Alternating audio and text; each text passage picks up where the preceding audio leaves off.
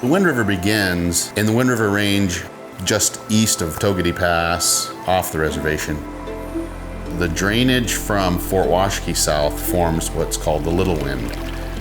North of Fort Washakie, the Crowheart, Dubois area, Dinwiddie, all those areas pour into what's called the Big Wind River. Those two meet just south of Riverton and form the Wind River, which comes into Boysen. Then Boysen dumps into the Wind River Canyon, the river comes through the canyon, and then it leaves. And when it leaves the reservation and the canyon, it changes names to the Bighorn. I grew up in Crowheart on our family ranch, which we still have. My dad still lives there. I've spent my entire life on and around and involved with the Wind River Indian Reservation.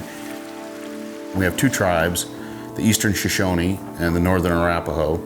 My father's an enrolled member of the Eastern Shoshone tribe. My mother is an enrolled member of the Northern Arapaho tribe. And my siblings and I are also members of the Arapaho tribe. When I was a kid growing up, there's a creek that runs right by our house called Willow Creek, and it dumps into the Wind River. My parents' rule, primarily my dad, was you can play in the creek as much as you want. Fish, swim, whatever. You don't go anywhere near the river. Finally, when I got to be probably 13 or 14 years old, my dad realized I'd been around enough and was experienced enough and knew enough at that point to not get myself in a situation I couldn't get out of. And so I was finally allowed to start going to fish the river by myself.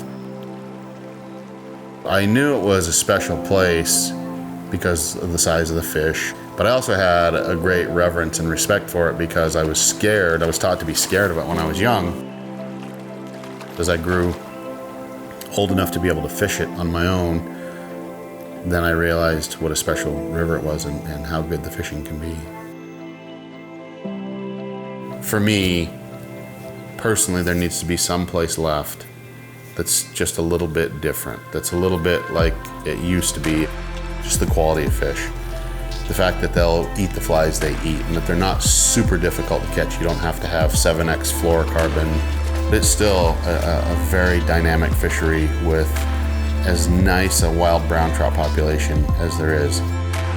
For me and for our people, the Shoshone and Arapaho people of the Wind River Indian Reservation, the Wind River Canyon, is a very culturally significant place.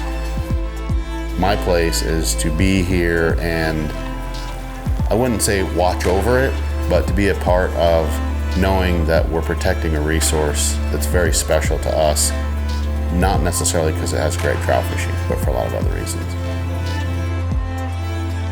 This is my home. I feel like it's my responsibility as a member of our tribe to offer this service, offer to share this beautiful resource, but to not exploit it and to take the best care of it that I possibly can. And that's always been my goal.